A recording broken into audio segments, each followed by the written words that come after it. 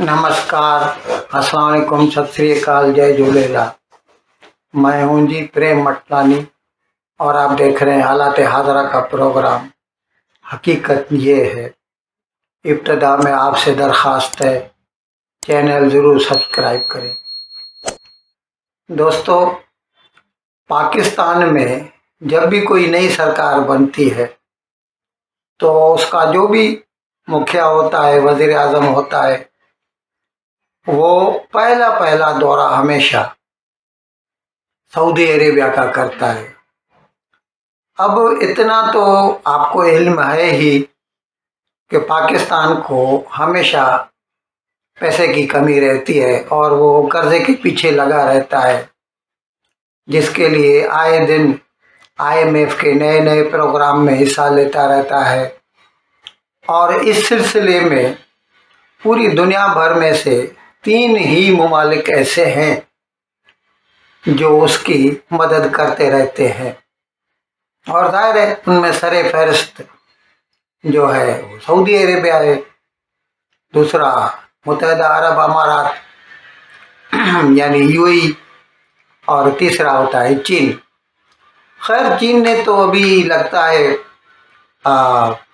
कुछ वक्त से पाकिस्तान को नज़रअंदाज करना शुरू कर दिया है। मैंने एक प्रोग्राम भी किया था, बताया था कि किस तरह वो अभी अफ़गानिस्तान को ज़्यादा वैल्यू दे रहा है, पाकिस्तान को कम। लेकिन खैर, फिर भी चीन को पाकिस्तान जैसे लोग तो चाहिए ही, क्योंकि पूरी दुनिया में चीन के दोस्त तो हैं नहीं, बहुत कम हैं। तो उनमें जो भी हैं वो उनको पकड़े रखना चाहेगा, भले ही पाकिस्तान उसका $26 बिलियन का जो सीपेक का कर्जा है, फिलहाल तो ऐसे ही लगता है कि वापस नहीं करेगा। खैर, हम आपको बता रहे थे कि पाकिस्तान में जब भी नई सरकार बनती है तो इन 3 ममालिक का, नई सरकार का जो वज़ीर आज़म होता है, दौरा करता है। और पहला दौरा हमेशा सऊदी अरेबिया का रहता है। एक तो पैसा चाहिए इसके लिए भी, और दूसरा हरमैन शरीफ का मुकाम है वो। तो जैसे हम हिंदू कहेंगे कि जाओ मंदिर में जाके माथा टेक के आओ, तो वो भी इस तरह से फिर वो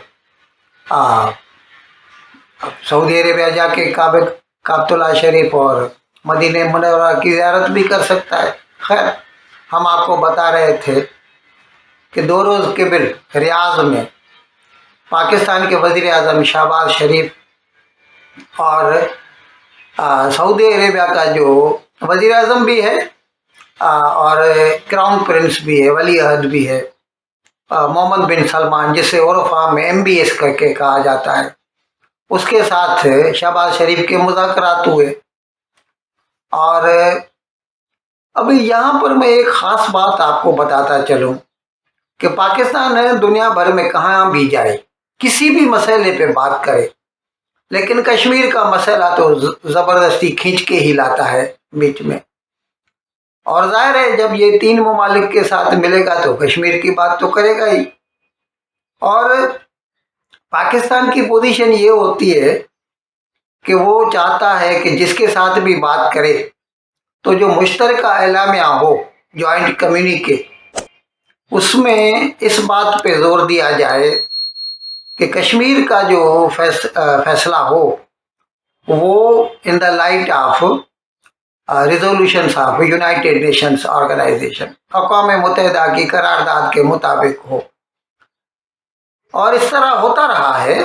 ख़ास तौर पर ये 3 ममालिक तो उसको एकोमोडेट करते रहते हैं, गो के होना नहीं चाहिए, क्योंकि 71 में जंग हुई, 72 में शिमला अकॉर्ड पे दस्तखत हुए थे भुट्टो और इंदिरा गांधी के दरमियान।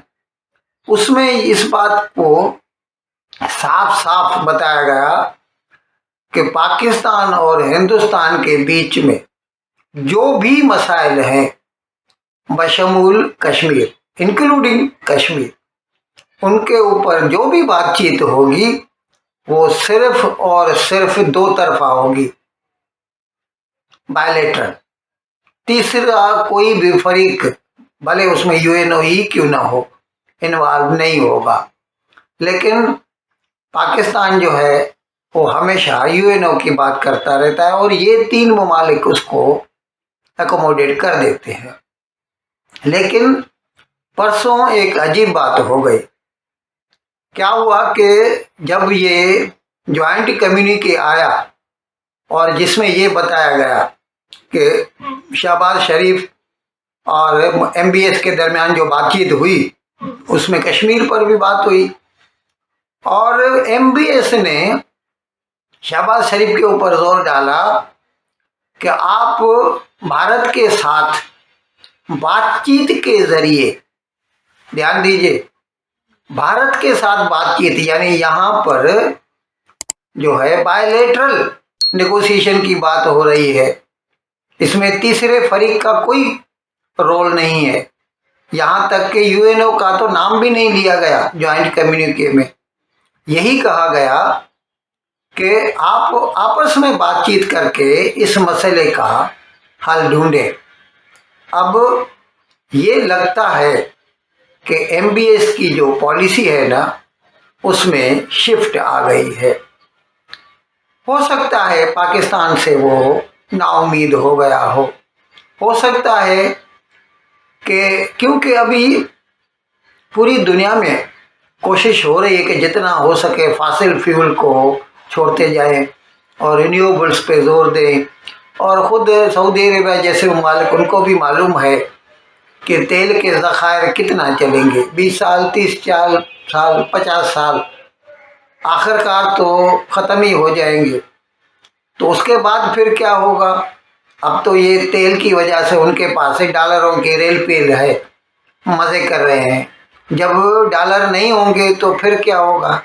इसीलिए अभी MBS ने अपने मुल्क को मॉडर्नाइज करना शुरू कर दिया है और इस सिलसिले में उसने कई कवानीन में तब्दीली भी लाई है। जैसे ख़वातीन को उसने इजाज़त दी है कि वो गाड़ी चला सकती है, पहले ऐसा नहीं होता था।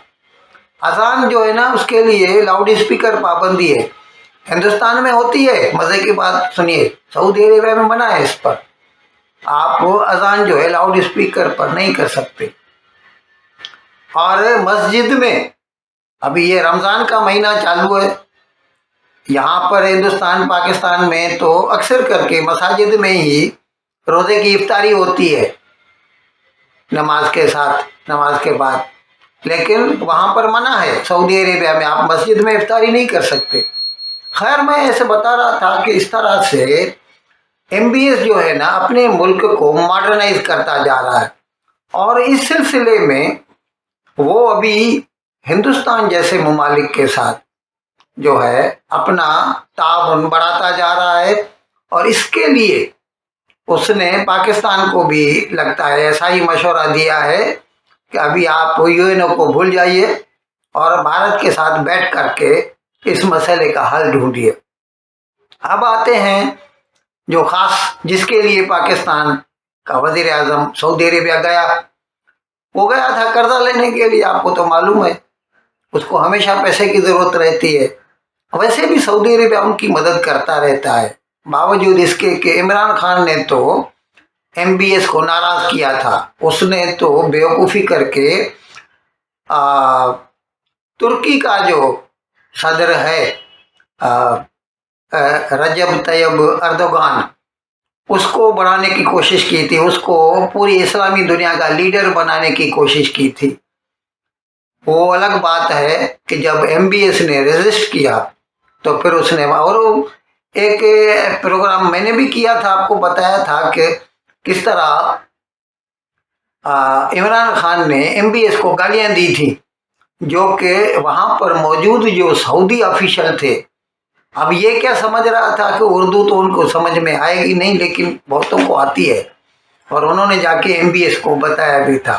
खैर, मतलब इमरान खान ने तो MBS के साथ रिश्ते ख़राब कर दिए थे। ये अलग बात है कि उसके बाद शहबाज शरीफ आया, उसने कोशिश की, फिर अनवार उल आया, अब फिर से शहबाज शरीफ आ गया है। तो ये तो करेंगे कोशिश, और पैसा भी चाहिए इनको, और मैंने आपको बताया कि उनका $3 बिलियन का पाकिस्तान के स्टेट बैंक में डिपॉजिट है।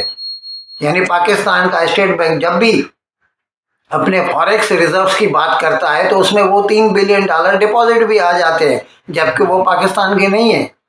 और लोन की बात तो छोड़िए, वो तो अलग ही है।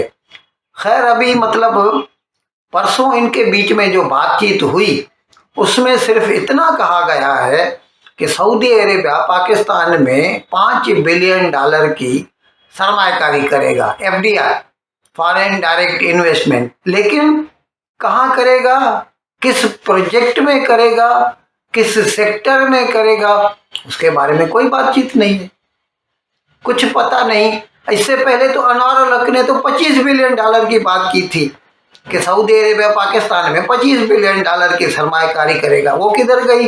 अब बात हो रही है $5 बिलियन की, और उसके बारे में नथिंग इज सर्टेन, कुछ नहीं बताया गया कि आखिर वो $5 बिलियन कहाँ होंगे। खैर, पाकिस्तान को सरमायाकारी से ज़्यादा कैश में इंटरेस्ट है।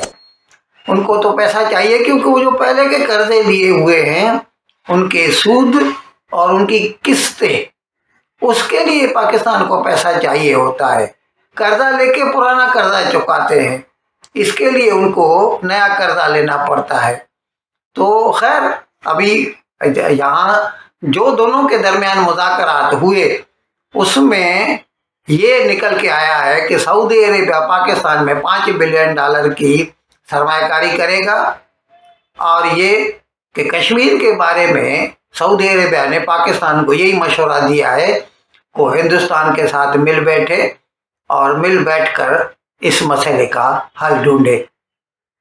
इन अल्फाज के साथ मैं आज का प्रोग्राम ख़त्म करने की आपसे इजाज़त चाहता हूँ, लेकिन विदाई लेने से पहले एक मरतबा फिर आपसे मेरी दरख्वास्त है कि जिस किसी साहब या साहबा ने अब तक हमारे इस चैनल को सब्सक्राइब नहीं किया, अज़राए करम इसको जल्द से जल्द सब्सक्राइब करें, प्रोग्राम को लाइक करें, शेयर करें और घंटी का बटन दबाना न भूलें।